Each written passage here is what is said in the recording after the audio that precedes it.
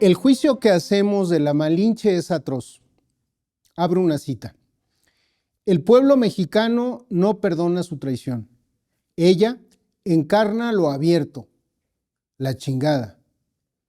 Así explica Octavio Paz en El laberinto de la soledad, un libro publicado originalmente hace ya 75 años y que durante mucho tiempo se mantuvo como canónico.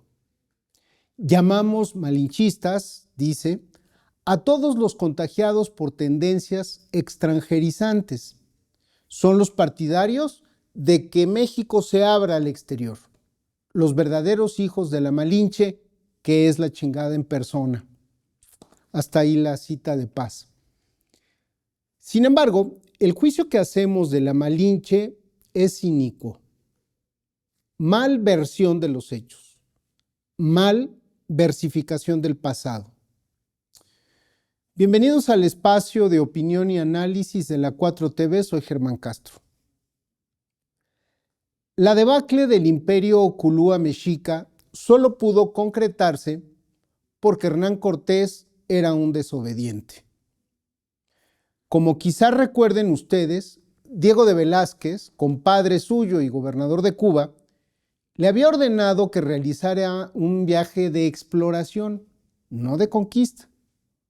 Además, por escrito y con todas sus letras, había prohibido a todos los expedicionarios que irían con el extremeño que durante su comisión tuvieran, abro cita, les prohibían pues, comillas, coito carnal con ninguna mujer, fuera de nuestra ley, comillas. Peccata minuta. Ya desde aquellos primerísimos mandatos, los inminentes conquistadores encontraron la forma de acatar sin cumplir lo que se les instruía. Si el impedimento era que las deseadas nativas estuvieran fuera de nuestra ley, el remedio se hallaba al alcance de la mano.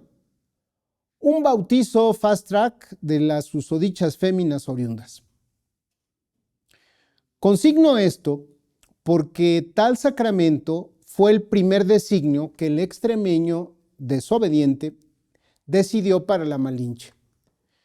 Esta medida, con la cual sin saberlo, fue con la que involucró en su vida y en la historia de México a la señora. A mediados de abril de 1519, algunos caciques de la región de Tabasco, después de ser derrotados en Centla, decidieron hacer las paces con los misteriosos extranjeros y sus grandes bestias, sus feroces perros y armas de trueno. Y para dejar evidencia de su buena voluntad, tuvieron a bien enviarle algunos obsequios. Además de alimentos, animales y ornamentos varios, aquella ocasión los europeos recibieron 20 mujeres de carne y hueso, en que en calidad faltaba más de esclavas, y a quienes, ipso facto, los españoles bautizaron. Bernal Díaz del Castillo recuerda que a la que se llamaba Malinali, por nombre cristiano le pusieron Marina. Quizá Marina fue elegido por cierta similitud fonética con Maninal, la pronunciación que hacían del original náhuatl, aunque también pudo ser una elección más o menos arbitraria, a saber. Cuando nació, ella recibió el nombre de Malinali en náhuatl, que significa hierba, específicamente una hierba utilizada para hacer cuerdas, mecates. Y es también el nombre de uno de los 20 días del calendario azteca. He leído también que probablemente llevaba un segundo nombre indígena, Tenepal, que significa quien habla con vivacidad o quien tiene facilidad de palabra. Si no fue así, si no le pusieron Tenepal, así debió haber sido. Y ya de vuelta al momento de la conquista y vuelta a ella, Marina, y supuestamente ya cristiana, como era de buen parecer y entrometida y desenvuelta, Cortés decidió dársela a Hernández de Portocarrero, uno de los principales que lo acompañaba en su aventura. Poco le duraría el gusto al hidalgo aquel.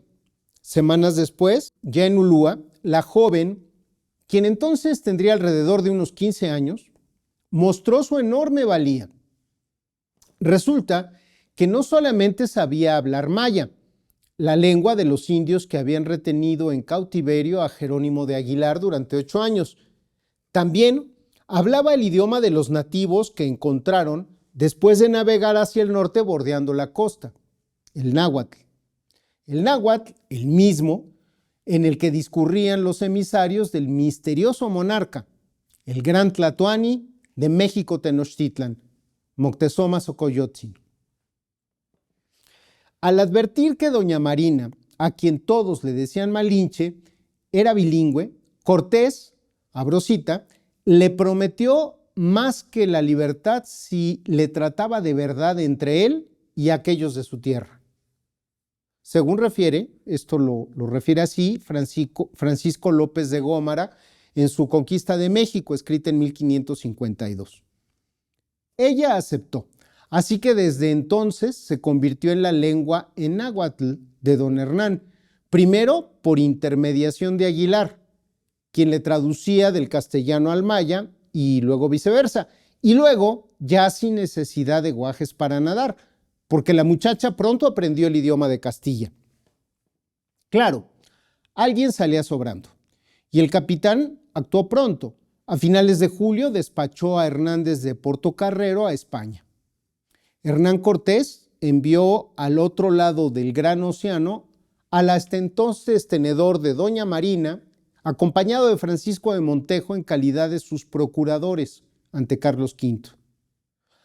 Además de los primeros tesoros, aquel par llevó consigo un documento fechado el 10 de julio en la recién fundada Villa Rica de la Veracruz, la llamada Carta de Cabildo, en que Cortés narraba sus peripecias, desde los preparativos en Cuba hasta la fundación de Veracruz, pasando por el desembarco en Cozumel y los primeros encuentros con los naturales de Tabasco y de Yucatán. Ni en esta ni en las siguientes 3 cartas de relación, el extremeño menciona por su nombre a doña Marina, jamás la menciona.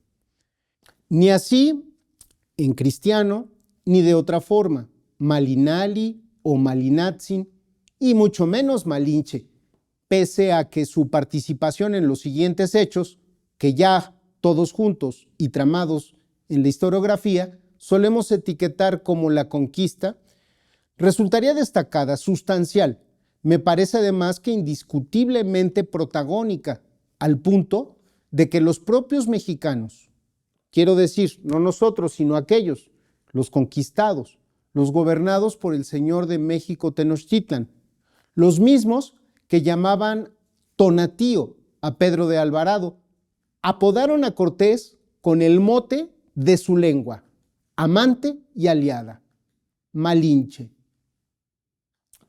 Abro cita.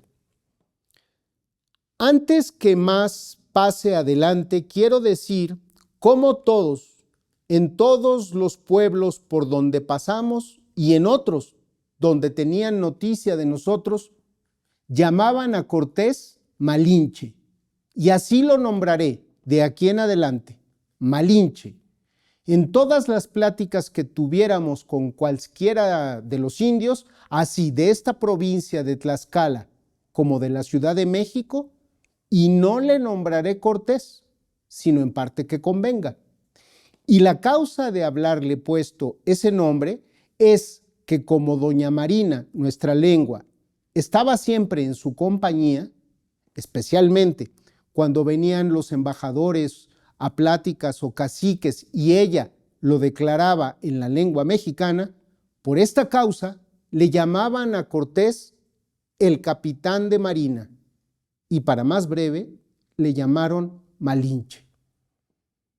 Así lo narra Bernal en su Historia verdadera de la conquista de la Nueva España, 1568.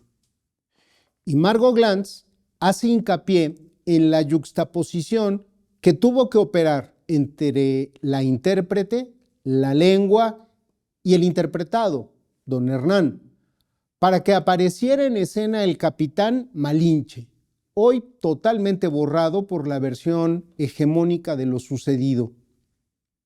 Su vida fue una travesía entre nombres, lenguas e identidades.